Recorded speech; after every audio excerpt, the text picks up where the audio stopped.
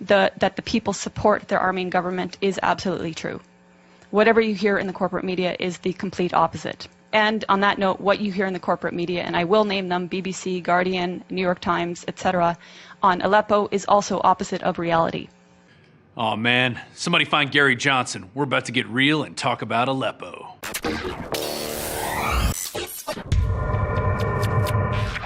Today in the news, it came out that the Syrian army had liberated the city of Aleppo and was going around systematically killing people in the streets, namely civilians. Now, I'm going to talk about this story, and I'm going to provide some sources here as to why I think this is not true and why we should not believe the reports coming from the Western media. Now, on December 9th, just a few days ago, independent Canadian journalist Eva Bartlett gave a 20-minute press conference as to why we should not believe the fake news coming from the Western media. But why should we believe her? What are her credentials? I've been to Syria 6 times since 2014, 2 of which were with international delegations, and 4 times were independently on a visa I applied for, paid for, and waited for. My trips have been self-funded or fundraised, and I've gone at my own risk and been able to travel freely in the country to areas I wish to travel to. I've been many times to Homs, to Malula, to Latakia, Tartus, Siath, Sweda, and again, Aleppo 4 times. So she has street cred that 99.9% of other reporters don't have. She's actually boots on the ground, getting the real story from the people, watching events unfold. And she covered a lot of topics in her press conference, one of which was the ceasefires and why they don't work. Here's what she had to say. There is no faith that any of the parties that the U.S.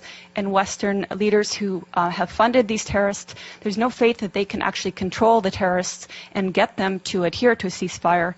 And the people of Aleppo want Aleppo to be completely freed. And the last ceasefire in September was from the very start negated by 20 main terrorist factions who declared they were not going to participate, and from the very beginning violated the ceasefire over 300 times during the duration of the ceasefire. And not only these terrorist factions, while the Syrians and while the Russians adhered to the tenets of the ceasefire, but the American-led coalition itself violated the ceasefire by targeting Syrian army positions in Deir ez-Zor, killing at least 83 Syrian soldiers in a prolonged attack that lasted nearly 1 hour and which enabled ISIS to overtake that position. Next, she implicated the so-called Free Syrian Army into a massive amount of human rights abuses, including executions, hoarding food, oppression of the citizens, blowing up hospitals. Here's just a few of the things she had to say. 2012 has been inhabited by different terrorist factions, among them al-Nusra, among them the so-called Free Syrian Army, which has committed the same heinous acts of terrorism as al-Nusra, as ISIS, as Ahrar al-Sham, as Nuruddin al-Zinki, which beheaded a 12-year-old Palestinian child and somehow is still deemed moderate. Since 2012, these areas of Aleppo, which have now recently been freed, their occupation by these terrorist factions has meant the greater Aleppo, the 1.5 million plus population of greater Aleppo, have suffered sieges denying them food and medicine. They've suffered for years a want of electricity and water, and they've suffered daily bombardment by these terrorists of mortars, of gas canister bombs, which are improvised and made locally, of water heater bombs, which are even more powerful and can level floors of entire buildings, of conventional weapons like Grad rockets supplied by the West, and etc. The terrorists that declare themselves liberators of Syria do not want people to leave. They've been holding civilians hostage. And if you're following reports that are not BBC and that are not New York Times, you will see countless testimonies of civilians, of the 100,000 civilians who've been liberated the last week, saying, thank God for the Syrian Arab army that liberated us, and the terrorists were hoarding food, they were preventing us from having food. This is all documented. Some of the myths that have been about Aleppo and Syria in general have been that the Syrian government and army are starving the population. Again, I refer to testimonies of people, even people I met with in November. I met with a family of displaced people from Al-Halak, which is north of Bustan al-Pasha, which was an area, both areas occupied by terrorists. At that time, when I met them on November 10th, he told me that they had fled along with about 40 others on about 20 days prior, and that they had tried twice prior to flee, but they were prevented violently so from doing so by the terrorists that inhabited those areas. This is the case. These are the testimonies coming out of Aleppo now. People saying, we tried to flee, they wouldn't let us, they shot at us. There are also videos showing people who did manage to flee coming under fire and the Syrian army actually protecting them, acting as human shields. So that's to say that what we've been hearing in the corporate media is not depicting an accurate image of what's happening in Aleppo. The corporate media is saying that the Syrian army is attacking people, and until today, the corporate media is maintaining this, even though the exact opposite is true. Now, remember the chemical weapons that our mainstream media told us that Assad was using on his people, but then we found video of the Free Syrian Army and others using them in actuality, so of course it was a fake story. Well, here's just another source, here's just another piece of evidence that proves we were right all along. Also documented are that areas in these areas occupied by terrorists, including a school, were housing chemicals used to make chemical weapons. And you could see also the gas canisters that were used to make explosive gas canister bombs. In fact, even when I was in Leiramun, we saw a factory in one of the buildings that was used to make gas canister bombs. In Leiramun, we also saw evidence of the so-called Free Syrian Army that some people say doesn't exist anymore. The 16th Brigades was active there. They had a cell underground, 3 stories below, that was perfectly intact in spite of aerial bombings above ground. And I make this point because people talk about the destruction in Aleppo as if the physical destruction matters. It's the people that the Syrian government and the Syrian people care about. And the destruction in areas occupied by terrorists occurs because the terrorists are bunkering below ground, come up above ground, fire their bombs on civilian populations, and go back below ground. Also, the mainstream media has reported numerous times that Russia has blown up hospitals all over Aleppo and that they're committing tons of human rights abuses. Well, here's the actual skinny from the boots on the ground, Eva Bartlett, Canadian independent journalist. Hospitals have been attacked. Well, this media is referring to the pockets of Aleppo that were occupied by terrorists.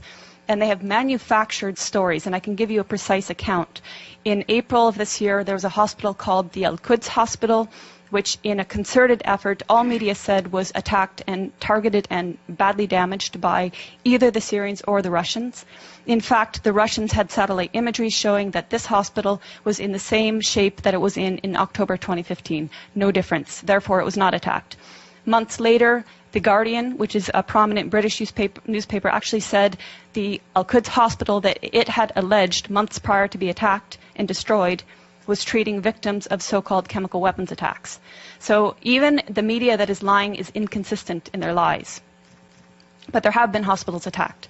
I went to the Al-Dabit Hospital, which is in Aleppo City. It's a maternity hospital. It was attacked on May 3rd, and 3 women were killed. You would think this would be something raised at the UN or by so-called human rights groups, but it was not. In December 2013, the Kindi Hospital was attacked and destroyed. It was the largest and best cancer treatment hospital in the Middle East. It was destroyed by al-Nusra terrorist truck bombings. And in fact, in recent media reports on Aleppo, again alleging Syrian or Russian strikes on hospitals, Fox News actually had the audacity to use a photo of Al-Kindi Hospital and allege that this is in eastern areas of Aleppo and that this hospital had been attacked by Syrian or Russian strikes. This goes to show how much the media has been lying from the very beginning about Syria and continues to lie. So it wasn't the Russians, it was actually the terrorists using truck bombs. At the end of her press conference, she opened it up for questions, and one Dutch journalist asked her why she was calling the Western media liars. She asked him to name one Western-backed humanitarian organization that's in Syria. There are none. These organizations are relying on the Syrian Observatory for Human Rights, which is based in Coventry, UK, and which is one man. Coincidentally, this is the same Syrian Observatory for Human Rights that just said every hour butcheries are carried out concerning executions of civilians being done by the Syrian army. Makes you wonder, doesn't it? You really have to admire this reporter going into a war zone with no protection, with little resources, and really putting the boots on the ground and getting the straight story out so we don't have to rely on this continual fake news coming out of the Western media. Now, one final note on Russia. It just came out today. Obama crushes conspiracy. No evidence that Russia tampered with votes in election. This is something we've been saying all along.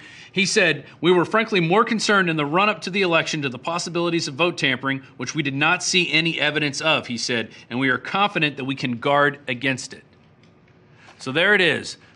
Somebody needs to send a giant crow to Keith Olbermann because you know what? That man's going to be hungry. This has been Rob Dew reporting for Infowars.com and Infowars Nightly News. We are at war with Russia.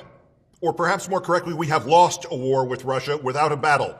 We are no longer a sovereign nation. We are no longer a democracy. We are no longer a free people. We are the victims of a bloodless coup. So far, a bloodless coup.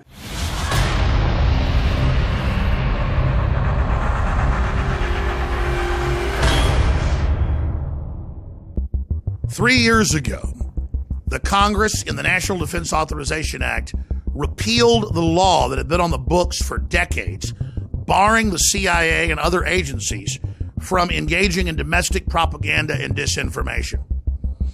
Over the weekend, they passed the Countering Disinformation and Propaganda Act that funds $160+ million to this new organization that will, quote, discover and counter with its own disinformation alternative media that they dub fake news. At the very same time, we see mainstream media claiming that Trump, myself, Tucker Carlson, you name it, are Russian agents, and that the American people really wanted Hillary Clinton, but the Russians somehow hacked in, and that's why Trump won. Yes, we've gotten Trump elected, but they're openly trying to overthrow that. Now more than ever, InfoWars needs your prayers and your support, and I need you to take the articles and the videos that are on the site and realize you're the reason we're having such an effect. You're the power of InfoWars. Get those articles, get those videos, get those special reports out to everyone you know. As we approach Christmas, I'm not even supposed to say that word now. Our country's under such incredible thought police tyranny. It's important to be thankful, and I am extremely thankful to all of you that have prayed for us, that have spread the word about the broadcast, that have supported us, that have defended us, and that have financially supported us. We go out and search for the very best products, and we also develop amazing products and then bring them to you at very competitive prices. So when we have a sale, it really is a sale. That's why this week through the 17th, we can guarantee you'll get delivery before Christmas. Again, if you order by this Friday, the 17th, and you will get store-wide free shipping at InfoWarsStore.com. And on top of that, some of the biggest discounts of the year. 30% off Living Defense Parasite Cleanse. 50% off colloidal silver bullet, and free shipping. That is just an incredible deal. Brain Force Plus, now with 20% more in each bottle and 30% off. $19.95, can't beat that deal. Winter Sun, Vitamin D3, 25% off. Survival Shield, X2, Nascent Iodine, again, an amazing 30% off. BioTrue Selenium, 30% off, and that's just some of the specials. Check them out today at InfoWarsStore.com or InfoWarsLife.com, or call toll free. The great crew will answer your questions, tell you about some of the other specials, and take your order if you'd like. 888-253-3139. And finally, from myself, Alex Jones, and the rest of the InfoWars crew and my family, I want to wish all of you a blessed and Merry Christmas.